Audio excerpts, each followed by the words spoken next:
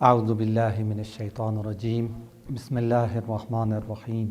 وبہ نستعین وہو خیر المعین وصلی علی محمد وآلہ الطیبین الطاہرین وعلی جمیع الانبیاء والمرسلین والشہداء والصدیقین وعباد اللہ الصالحین اما بعد، اپنے تمام محترم ناظرین کی خدمت میں سلام عرض کرتا ہوں۔ گزشتہ گفتگو جو ہم نے شروع کی تھی وہ خطبہ شعبانیہ جو سرور انبیاء امام المرسلین حضرت محمد مصطفیٰ صلی اللہ علیہ وآلہ وسلم کا مشہور و معروف خطبہ ہے، جس کے راوی حضرت علی ابن ابی طالب علیہ السلام ہیں۔ تو اس خطبے کی شروعات کی تھی ہم نے، اور چند سطریں ہم 2 پروگراموں میں بیان کر چکے ہیں۔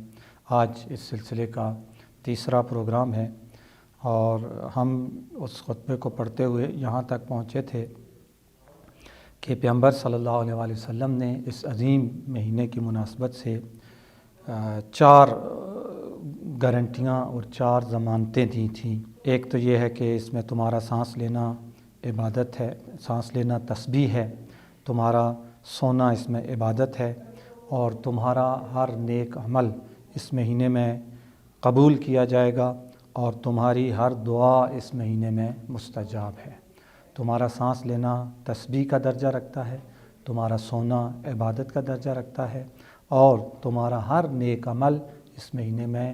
قبول ہوگا، یعنی پاس ہو جاؤ گے تم اس اپنے ہر عمل میں، اور تمہاری ہر دعا اس مہینے میں قبول ہوگی۔ تو کل عرض کیا تھا آپ کی خدمت میں کہ دعاؤکم فیہ مستجاب،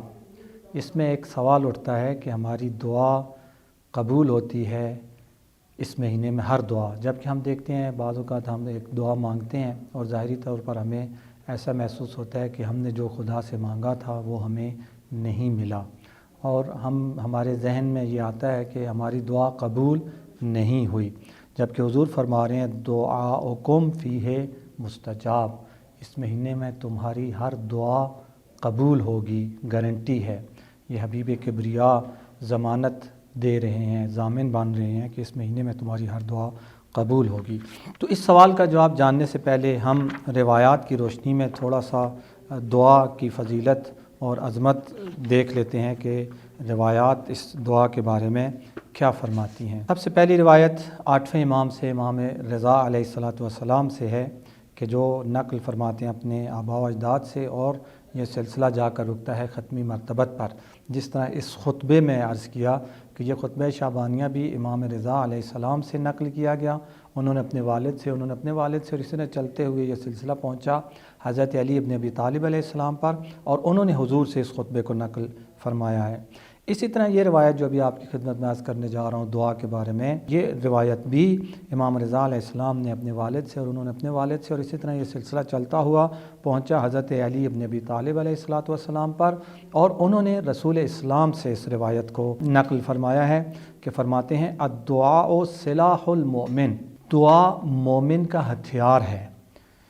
وعماد الدین، اور دین کا عمود ہے، دین کی وہ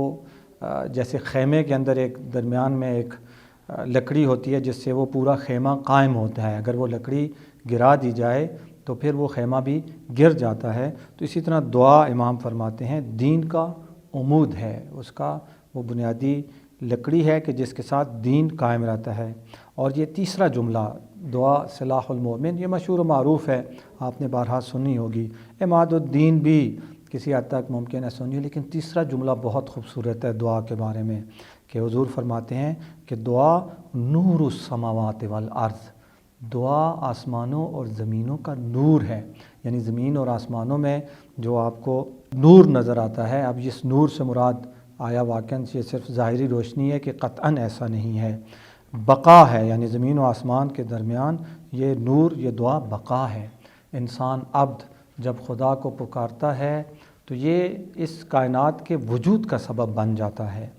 کیونکہ اگر عبد کا دعا رابطہ ہے عبد کا معبود کے ساتھ، مخلوق کا خالق کے ساتھ، خالق کا تو مخلوق سے رابطہ ہے ہی ہے، کیونکہ وہ رابطہ تو ایک لمحے کے لیے بھی اگر اس میں کمی آ جائے تو یہ پوری کائنات نابود ہو جائے، تو ادھر سے تو رابطہ ہی ہے، ادھر سے جب عبد کی طرف سے معبود کے ساتھ رابطہ ہوتا ہے تو یہ نور السماوات والارض، یہ پھر اس کائنات کو خدا کے ساتھ جوڑ دیتا ہے۔ خدا اس کائنات کے ساتھ جڑا ہوا ہے۔ جب عبد خالق کو پکارتا ہے تو پھر عبد کے ذریعے سے سمجھے کائنات کا رابطہ خدا کے ساتھ ہو جاتا ہے۔ تو اس لیے فرمایا کہ دعا نور السماوات والارض ہے، دعا زمین و آسمانوں کے درمیان نور ہے، زمین و آسمانوں کا نور ہے۔ امام صادق علیہ السلام سے اگلی روایت کہ ان الدعاء یرد القضاء، دعا مصیبتوں کو، مشکلات کو اور بہت سارے خدا کے فیصلوں کو بھی ٹال دیتی ہے۔ قضاء و قدر کا جو بحث کی جاتی ہے علم کلام میں، اس میں سے قدر کو نہیں لیکن قضاء کو، جو غیر حتمی خدا کا فیصلہ ہوتا ہے، اس کو دعا ٹال دیتی ہے۔ آئی ہوئی موت کو قضا ہو چکا ہوتا ہے، فیصلہ ہو چکا ہوتا ہے کہ اس کی موت آئے گی، لیکن انسان دعا کرتا ہے، اس دعا کے ذریعے سے اس کی موت ٹل جاتی ہے، آگے چلی جاتی ہے۔ تو دعا قضاؤں کو ٹال دیتی ہے، رد کر دیتی ہے۔ اور پھر دوبارہ چھٹے امام سے ہی روایت ہے کہ علیک بالدعاء فإن فیہ شفاء من کل داء، تم کو چاہیے کہ تم دعا کرو، کیوں؟ کیونکہ فإن فیہ، اس دعا کے اندر شفاء من کل داء، ہر درد کی دوا اس دعا کے اندر ہے، ہر درد سے شفا دعا سے حاصل ہوتی ہے۔ اور امیر المومنین علیہ السلام سے روایت ہے کہ ادفعوا امواج البلاء عنکم بالدعاء، مصیبتوں کی امواج کو، موجوں کو، مصیبتوں کی موجوں کو دور کرو اپنے آپ سے دعا کے ذریعے سے، قبل ورود البلاء، قبل اس کے کہ بلا تمہارے اوپر وارد ہو جائے، یعنی بلا کے آنے سے پہلے، آزمائش اور امتحان اور مصیبت اور مشکل گھڑی کے آنے سے پہلے کوشش کرو کہ تم دعا کے ذریعے سے ان مصیبتوں کو اپنے آپ سے دور کر لو، اپنا دفاع کرو۔ اور ایک اور روایت آخری، پہلی روایت بھی دعا کے بارے میں 8ویں امام سے نقل کی تھی، اور آخری روایت بھی دعا کے بارے میں آج کی اس گفتگو میں، وہ بھی امام رضا علیہ السلام سے ہے کہ علیکم بصلاح الانبیاء فقیل وما صلاح الانبیاء قال الدعاء، امام نے فرمایا کہ تمہیں چاہیے کہ انبیاء کے اسلحے کو استعمال کرو، انبیاء کے اسلحے کو اپنے دفاع کے لیے استعمال کرو۔ تو پوچھا گیا وما صلاح الانبیاء، انبیاء کا اسلحہ کیا ہے یا امام؟ فرمایا الدعاء، انبیاء کا اسلحہ دعا ہے، کہ دعا کے ذریعے سے ہر انسان کی مشکل حل ہو سکتی ہے۔ تو یہ دعا کی اہمیت کے حوالے سے تھا۔ اب آ جاتا ہے ہمارا اس گفتگو کا وہ سوال کہ ہم بہت سی مرتبہ دیکھتے ہیں کہ ہم دعا کرتے ہیں، لیکن ہم دیکھتے ہیں کہ ہماری دعا قبول نہیں ہوئی ہوتی ہماری سمجھ کے مطابق۔ ہم یہ سمجھتے ہیں ہم نے خدا سے جو مانگا تھا وہ ہمیں نہیں ملا۔ اس کے حوالے سے جب ہم اپنے عقائد کے اوپر ایک نظر دوڑائیں تو ہمارا عقیدہ یہ ہے کہ خدا متعال کے قبضہ قدرت میں زمین و آسمان کے خزانے ہیں، کائنات کی ہر نعمت اور ہر خزانہ اور ہر چیز خدا کے قبضہ قدرت میں ہے، یہ ایک بات۔ دوسرا ان اللہ علی کل شیء قدیر، خدا ہر چیز پر قادر ہے۔ اور تیسری چیز کہ خدا متعال نعوذ باللہ نستجیر باللہ بخیل نہیں ہے، کنجوس نہیں ہے۔ پہلی بات کہ خدا متعال ساری کائنات کے خزانے اس کے قبضہ قدرت میں۔ دوسری بات یہ کہ خدا متعال قادر ہے، کوئی اسے عطا کرنے سے روک نہیں سکتا، اگر وہ کسی کو عطا کرنا چاہے تو کوئی رکاوٹ پیدا نہیں کر سکتا۔ تیسری بات یہ کہ خدا متعال بخیل اور کنجوس نہیں ہے۔ اور چوتھی بات یہ کہ خدا متعال ہم سے زیادہ بہتر ہماری مصلحت جانتا ہے، ہم سے زیادہ بہتر ہمارا فائدہ جانتا ہے، ہم سے زیادہ بہتر وہ ہمارے لیے سوچتا ہے۔ تو جب یہ چار چیزیں انسان کے ذہن میں ہوں کہ خدا متعال کے قبضہ قدرت میں تمام خزانے ہیں، خدا متعال ہر چیز پر قادر ہے، خدا متعال بخیل نہیں ہے، خدا متعال ہم سے زیادہ بہتر ہماری مصلحتوں کو جانتا ہے، اور پانچویں اور آخری چیز کہ خدا متعال ہم سے زیادہ ہم سے محبت کرتا ہے، مجھ سے بھی زیادہ مجھ سے میرا رب محبت کرتا ہے۔ یہ پانچ چیزیں جب انسان کے ذہن میں ہوں، اور پھر جب ہم دعا کی طرف آئیں کہ جب ہم خدا سے دعا مانگتے ہیں تو خدا بعض اوقات جب وہ چیز مانگی ہوئی عطا نہیں کرتا تو ان پانچ چیزوں کے ساتھ یہ مسئلہ حل ہو جاتا ہے کہ یہ کیسے ہو سکتا ہے، یہ ناممکن ہے۔ روایات کی روشنی میں بھی اسی طرح سے ہے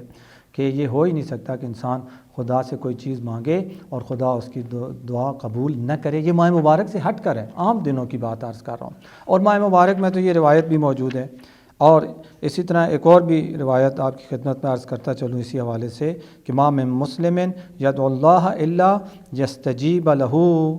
کہ کوئی مسلمان ایسا نہیں ہے جو خدا کو پکارتا ہو اور خدا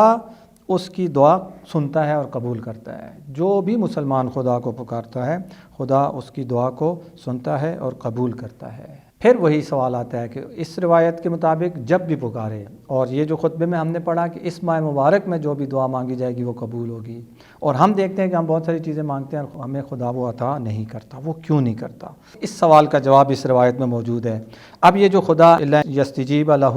کہ اللہ اس کی وہ دعا قبول کرتا ہے، استجابت کرتا ہے، اب وہ کیسے کرتا ہے؟ فَإِمَّا أَن يَجْعَلَ فِي الدُّنْيَا، یا تو اس کا صلہ اس دعا کی جو چیز اس نے مانگی ہوتی ہے اسے اسی دنیا میں دے دیتا ہے، وَإِمَّا أَن يُدَخِّرَ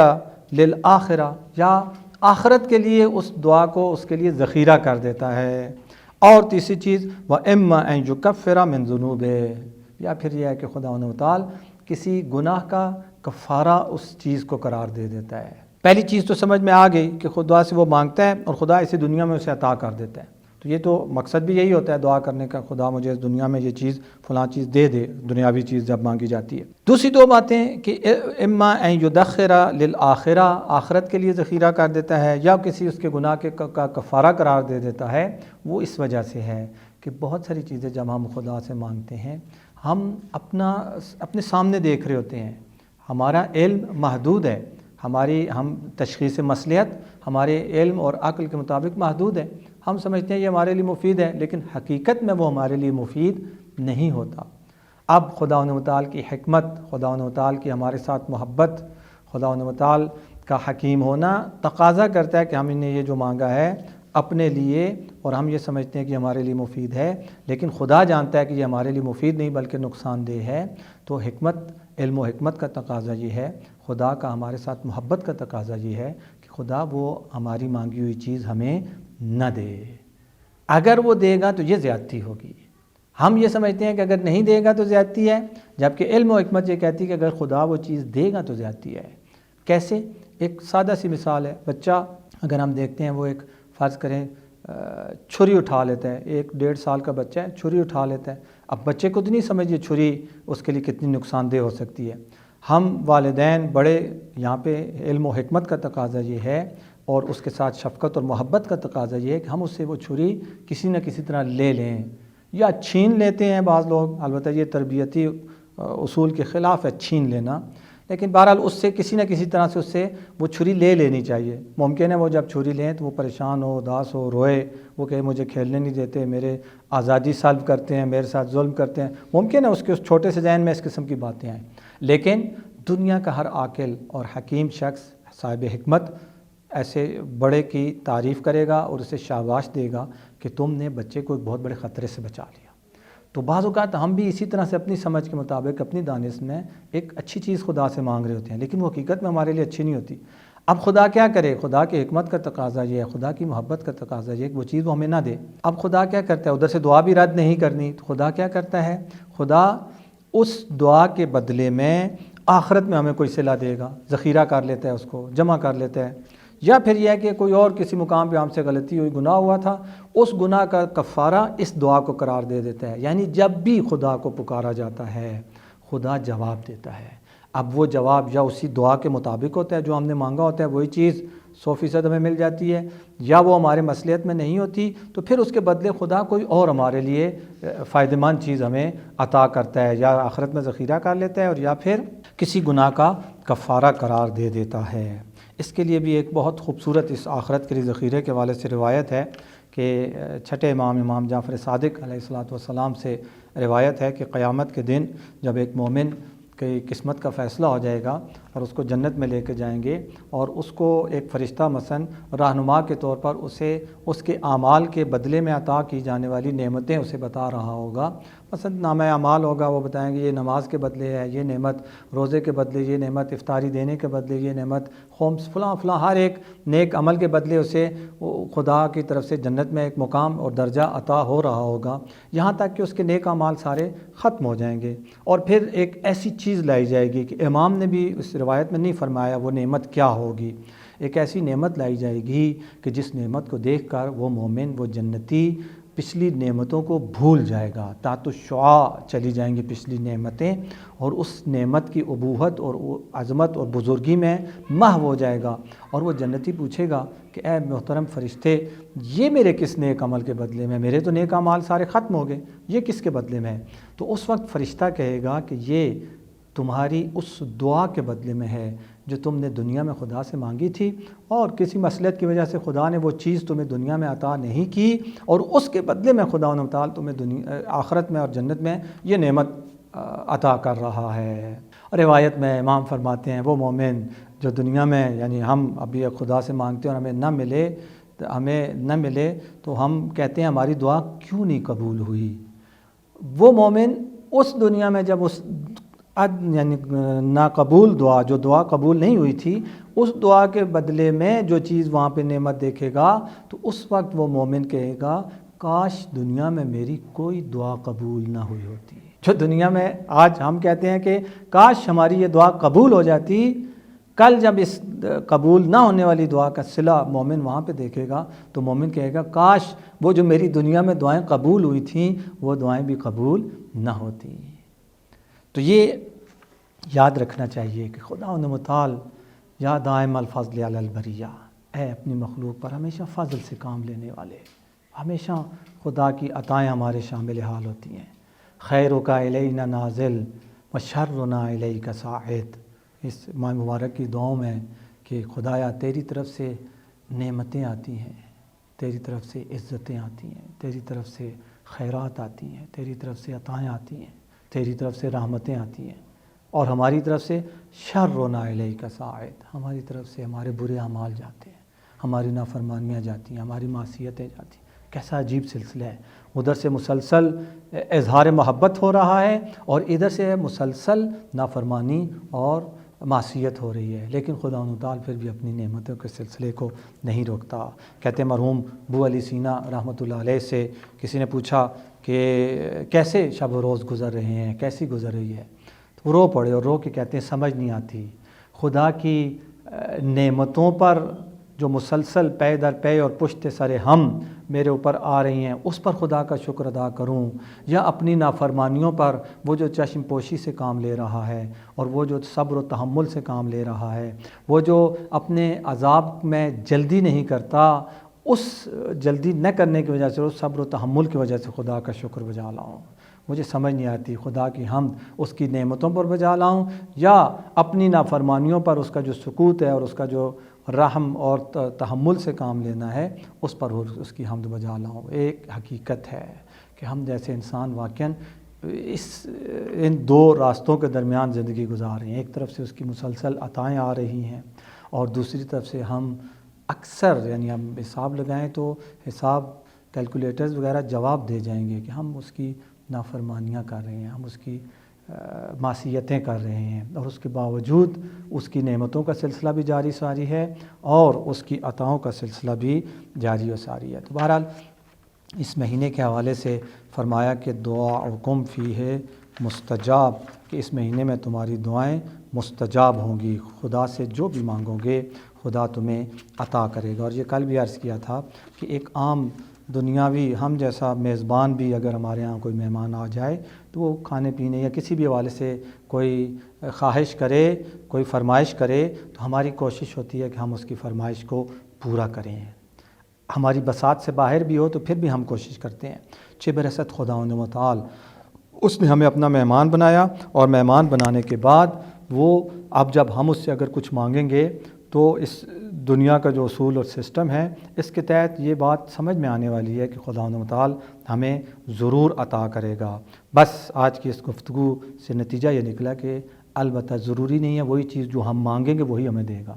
ایک بے اولاد اگر اولاد مانگتا ہے تو ضروری نہیں ہے کہ خدا حتماً اسے اولاد دے، چونکہ خدا دیکھے گا، اگر اس کے لیے اولاد مفید ہے تو خدا اسے اولاد دے دے گا، دیر سویر ہو سکتی ہے لیکن دے دے گا۔ اور اگر خدا دیکھے گا اولاد اس کے لیے مفید نہیں ہے، کل اس کے لیے کسی بھی حوالے سے نقصان دہ ہو سکتی ہے، تو خدا اسے اولاد سے نہیں نوازے گا، لیکن اس کے بدلے یا تو آخرت میں اسے کوئی اور چیز ایسی عطا کرے گا جس کو دیکھ کر وہ کہے گا کہ خدا کاش میری کوئی دعا قبول نہ ہوئی ہوتی، اور یا پھر دنیا میں ہی اس کے بعض گناہوں کا کفارہ یہ دعا بن جائے گی۔ اس لیے دعا ہر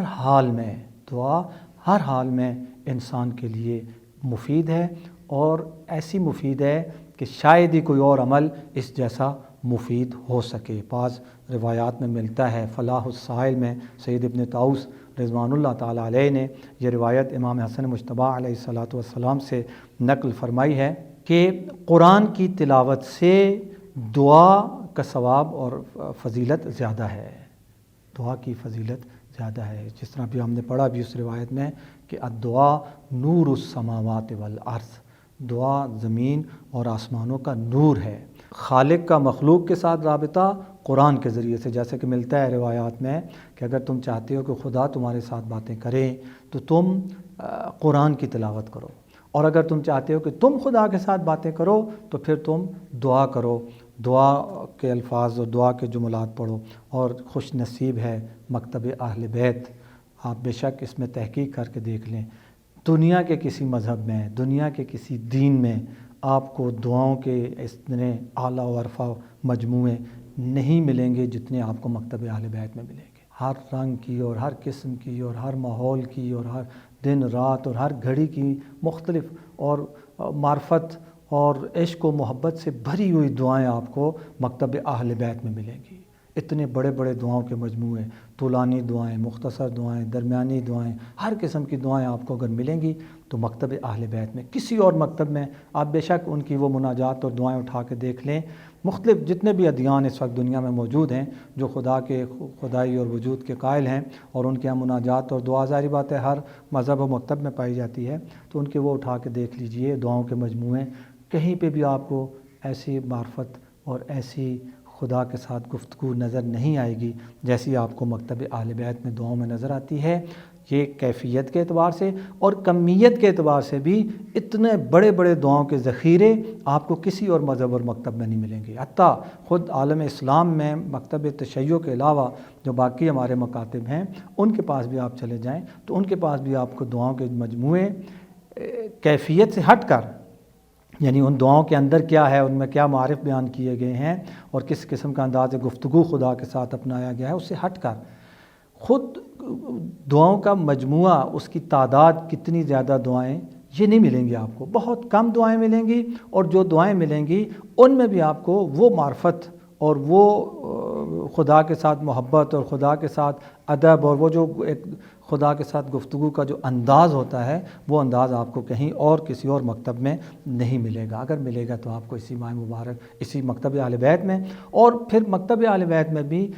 دعاؤں کا اگر عروج آپ دیکھنا چاہتے ہیں تو وہ ماہ مبارک ہے۔ دن کی دعائیں الگ ہیں، رات کی دعائیں الگ ہیں، سحر کی دعائیں الگ ہیں، رات کو دعائے افتتاح ہے مثلا، اور بھی کافی ساری دعائیں، دعائے افتتاح جو خود ظاہراً امام زمانہ علیہ السلام سے منقول ہے۔ سحر کے وقت دعائے ابو حمزہ صومالی، کیا معرفت ہے اس کے اندر، کیا خدا کے ساتھ عشق اور عاشقی ہے اس کے اندر۔ اسی طرح امام محمد باقر علیہ السلام کی دعائے سحر، اس کی کیا بات ہے۔ تو بہت ساری آپ کو ایسی دعائیں ملیں گی، خاص طور پر ماہ مبارک جو جہاں قرآن کی بہار ہے وہاں دعاؤں کی بھی بہار ہے۔ تو فرمایا کہ انفاسکم فیہ تسبیح، اس مہینے میں تمہارا سانس لینا تسبیح کا درجہ رکھتا ہے، ونومکم فیہ عبادہ، اور تمہارا سونا عبادت کا درجہ رکھتا ہے، وعملکم فیہ مقبول، تمہارا عمل اس مہینے میں قبول کیا جائے گا، تم عمل کے اعتبار سے پاس ہو جاؤ گے، اور ودعاؤکم فیہ مستجاب، تمہاری دعائیں اس مہینے میں قبول ہوں گی۔ یہ کس کی دعائیں قبول ہوں گی، کس کا عمل قبول ہوگا، کس کی نوم سونا عبادت ہے اور کس کا سانس لینا تسبیح ہے؟ جو اس مہینے میں خدا کا مہمان بنے گا۔ دعوت سب کو دی ہے خدا نے، جو مہمان بنے گا اس کو یہ درجے حاصل ہوں گے۔ اور میں نے آپ سے وعدہ کیا تھا کہ انشاءاللہ اس خطبے میں آگے آئے گا کہ خدا کا مہمان کون ہے، کون بن جاتا ہے۔ دعوت اس نے سب کو دی ہے اس نے کسی کو بھی اس دعوت سے استثناء نہیں کیا، سب کو کہا کہ تم سب کو دعوت ہے، لیکن کون اس کی دعوت کو قبول کر کے مہمان بن جاتا ہے اور بنے گا، وہ انشاءاللہ آنے والی گفتگو، کل کی گفتگو میں آپ کی خدمت میں عرض کروں گا کہ وہ کون لوگ ہیں جو خدا کے اس مہینے میں خدا کے مہمان بنتے ہیں، پریکٹیکلی مہمان بن جاتے ہیں۔ دعوت تو سب کو ملی تھی، لیکن کون اس دعوت میں شریک ہوتا ہے، اس کی نشانیاں اور علامات انشاءاللہ آپ کی خدمت میں عرض کروں گا کہ جو مہمان بن جاتے ہیں، اور پھر جو مہمان بن جاتے ہیں ان کے لیے یہ سب کچھ ہے کہ ان کا سانس لینا بھی تسبیح ہے، ان کا سونا بھی عبادت ہے، ان کا عمل بھی مقبول ہے، اور ان کی دعائیں بھی مستجاب ہیں۔ خداوند متعال سے دعا ہے کہ ہم سب کو اس مبارک مہینے میں خداوند متعال کی اس عظیم دعوت الہیہ کا بہترین مہمان بننے کی توفیق عطا فرمائے۔ والحمدللہ رب العالمین، وصلی اللہ علی محمد و آلہ الطاہرین۔